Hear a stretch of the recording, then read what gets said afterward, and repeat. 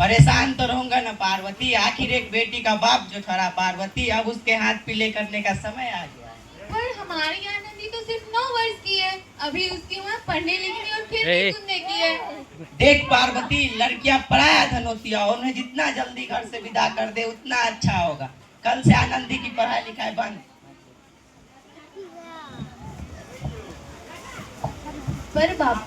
पर बापू, इसमें मेरी क्या गलती है? आप मुझे पढ़ने क्यों नहीं देते? तेरी गलती है, तू एक लड़की है, लड़की। लड़का होती तो क्या बापू, लड़का होती तो क्या? ऐ लड़की, ज्यादा जवान नहीं चला, नहीं तो जवान हलक से खींच कर बाहर निकाल दूंगा। बापू, मैं पढ़ लिख कर कुछ बनना चाहती हूँ, मेरी पढ़ाई ना रोको बापू। देख छोरी, तुझे पढ़ना है तो पढ़, लेकिन सारी उम्र बाप के छाती पर यूं बोझ बनकर ना बैठ। बापू, अभी तो मेरी उम्र पढ़ाई लिखाई की है, मैं पढ़ लिख कर डॉक्टर बनना चाहती हूँ। पढ़ाई पढ़ाई पढ़ाई, आज तो दिन तो काम तमाम करके ही मानूंगा। नहीं बापू, मत फाड़ो। छोरी, बापू ये आपने क्या किया? आपने सिर्फ मेरी किताबें नहीं फाड़ी, आपने मेरी किस्मत फाड़ दी, मेरी किस्मत। यह कॉपी किताबें ना सिर्फ छोरों के हाथ में अच्छी लगती है, लड़कियों के हाथ में सिर्फ मेहंदी अच्छी लगती है, मेहंदी। पर बापू, लड़का और लड़की तो हमारे आंखों के समान होते हैं। चुप का आनंदी, और यह एहसान मान की अब तक जिंदा है तू, कहीं बचपन में गला दबाकर मार दे और तेरी आज यह बक बक नहीं सुननी पड़ती। पर बापू, मुझे चूल्हा जलाना अच्छा ना लगे है। देख छोरी, जितना जल्दी हो तू चूल्हा जलाना सीख ले, उतना ही अच्छा होगा तेरे लिए। और हाँ, तेरा विवाह तो होगा, वो भी कल के कल।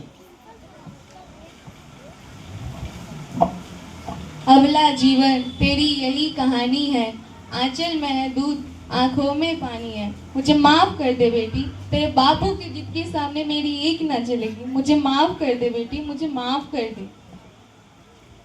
इस प्रकार मात्र 9 वर्ष की उम्र में आनंदी का विवाह गोपाल राव जोशी से हो गया। बाल विवाह एक सामाजिक कृति है और इस कुप्रथा का शिकार आनंदी को होना पड़ा। 5 वर्ष बाद आनंदी अब 14 वर्ष की हो गई है। उसके घर एक शिशु ने जन्म लिया है। देखिए आगे क्या होता है।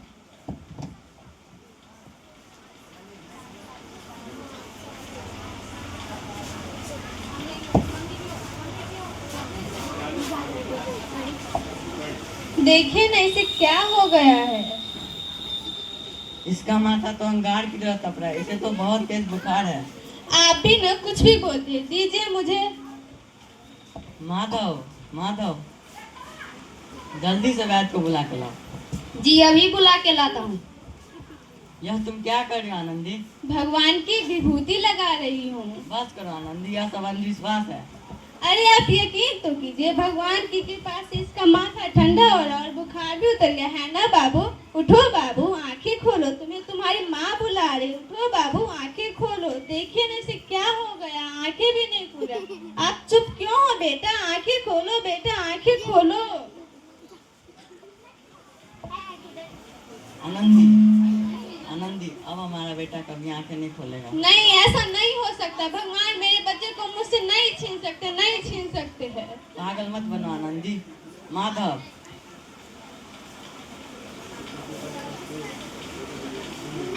भगवान ने मेरा बच्चा छीन लिया। भगवान ने नहीं, तुम्हारी अशिक्षा और अंधविश्वास ने तुम्हारा बच्चा छीन लिया। अगर तुम आज पढ़ी लिखी होती तो आज हमारा शिशु जीवित होता। तुम अनपढ़ थे आनंदी, अनपढ़। नहीं रहूंगी मैं अनपढ़, मैं पढ़ूंगी ताकि कल आने वाले और आनंदी को इलाज के अभाव में अपना बच्चा ना खोना पड़े। आनंदी, भाई तुम्हारे पापा का प्रायश्चित है।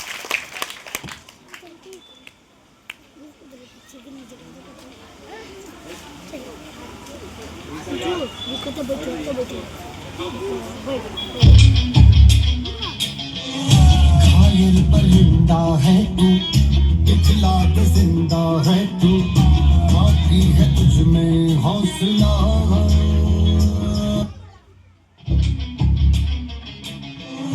घायल परिंदा। आनंदी, तुमने पूरे कॉलेज में प्रथम स्थान अर्जित किया है।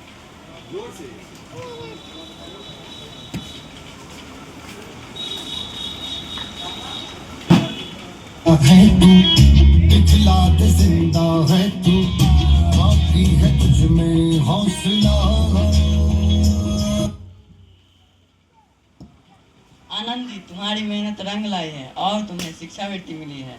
ये लो अमेरिका जाने की टिकट। मुझे शिक्षावृत्ति मिल गई, मैं अमेरिका जा रही हूँ, पर यह सब मैं अकेले कैसे कर पाऊंगी? अपने आप को इतना कमजोर क्यों समझ रहे हो आनंदी? फिर इतने पढ़ने लिखने का क्या फायदा? तुम अभी गवार। गवार नहीं हूँ मैं अब गवार।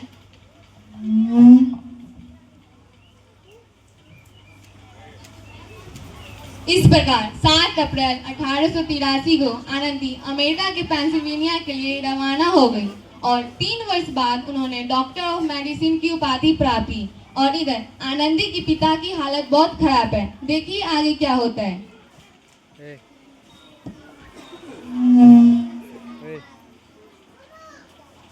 लगता है अब मेरे जाने का समय आ गया, अब मैं नहीं बचूंगा। ऐसा मत बोलो भाई, शहर के सिटी हॉस्पिटल में अमेरिका से डिग्री लेकर कोई बड़ा डॉक्टर है, एक बार वहाँ चलकर दिखा लेते हैं।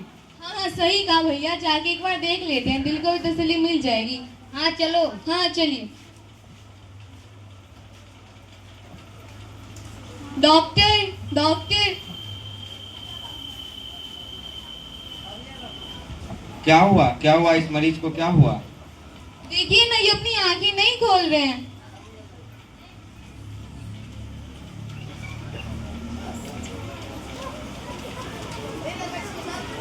इस मरीज की हालत तो बहुत ही खराब है। कोई चमत्कार ही इसे बचा सकता है। ऐसा मत बोलो भाई, डॉक्टर साहब कब तक आएंगे? प्लीज डॉक्टर, कुछ भी करके इन्हें बचा लीजिए डॉक्टर, प्लीज।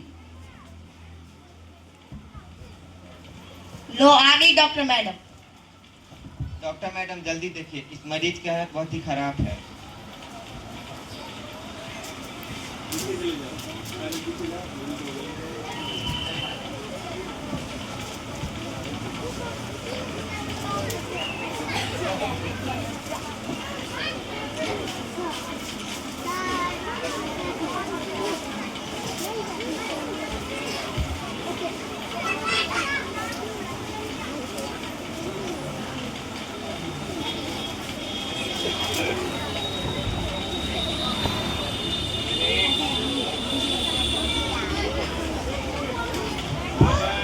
अब आप बिल्कुल ठीक हो। मौत के मुंह से बचाया है आपको डॉक्टर मैडम ने।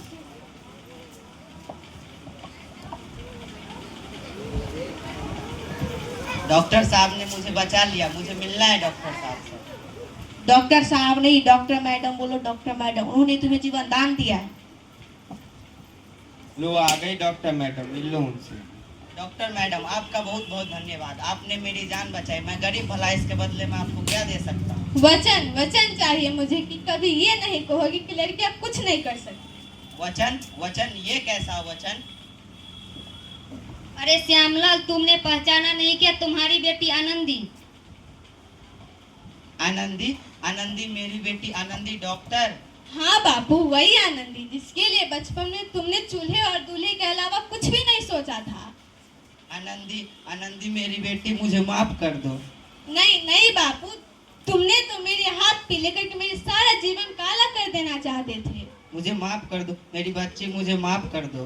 बापू, मैंने तो तेरा एहसान चुकाया है, याद है ना अपना एहसान? जो एहसान तुमने मुझ पे बचपन में किया था, ताने सुना सुना कर मुझे जीते जी मार डाला था। अब बोलो किस किस को मारोगे? मुझे माफ कर दो मेरी बच्ची, मैं तेरा गुनहगार हूँ, मुझे माफ कर दो। बापू, आपने ही तो कहा था कि किताबें सिर्फ बेटों के हाथ में अच्छी लगती है, बेटों के हाथ में तो सिर्फ मेहंदी। बेटों और बेटों में फर्क करना तो आंखों में फर्क करने के समान है। एक का पढ़ना और एक का न पढ़ना सामाजिक अंधकार है बापू, सामाजिक अंधकार। उपकार मानता हूँ मैं तुझ जैसी बेटी का, जिसने सारी उम्र मुझसे कुछ ना मांगा तो सिर्फ बराबरी का दर्जा। सच तो यह कि मैं तेरे लायक हूँ बेटी, मैं तेरे लायक भी ना हूँ।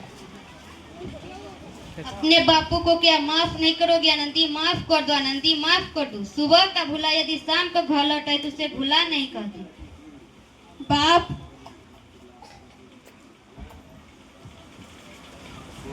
इस प्रकार आनंदी ने अपनी मेहनत और अटूट इरादों से वो भारत की प्रथम महिला डॉक्टर ही न बनी, बल्कि वो उन लड़कियों को सुनहरा रास्ता दिखा गई जो अपने जीवन में कुछ करना चाहती है। हमें हमारे समाज से पितृसत्तात्मक सोच को हटाना है। एक ऐसी सोच जिसमें पुरुषों को महिलाओं से श्रेष्ठ माना जाता है, एक ऐसा समाज जिसमें पुरुषों को महिलाओं से अधिक अधिकार और शक्ति दी जाती है। हालांकि सरकार ने बेटी बचाओ और बेटी पढ़ाओ, समृद्धि सुकन्या योजनाएं जैसे योजनाएं शुरू कर दी है, परंतु पितृसत्तात्मक सोच और योजनाओं के क्रम क्रियान्वयन के कारण बदलाव अभी धीमी है। नारी का सशक्तिकरण केवल महिलाओं का अधिकार नहीं बल्कि एक ऐसा दायित्व है जिसे परिवार, समाज और सरकार को मिलकर निभाना चाहिए। नारी का सशक्त होना समाज के प्रति का प्रतिबिंब है। नारी जब स्वतंत्र होगी तभी देश वास्तव में विकास के पथ पर अग्रसर होगा। हमें अपने बेटे और बेटियों में भेदभाव नहीं करना चाहिए बल्कि उन्हें हम अपने आंखों की तरह एक समान देखना चाहिए। हमें बेटियों को भी उतना ही अधिकार देना चाहिए जितना कि हम अपने बेटों को देते हैं। जब बच्चों को यह महसूस होता है कि उनके माता पिता उनसे एक समान प्यार करते हैं, उनका एक समान सम्मान करते हैं, तो उसमें आत्मसम्मान और आत्मविश्वास बढ़ता है, जिससे कि जीवन में आने वाले हर समस्या का वो डटकर सामना करते हैं। मैं से उसकी बेटियों को बेटों से कम ना समझे और वो एक बार ठान ले तो वो कुछ भी कर सकती है। धन्यवाद।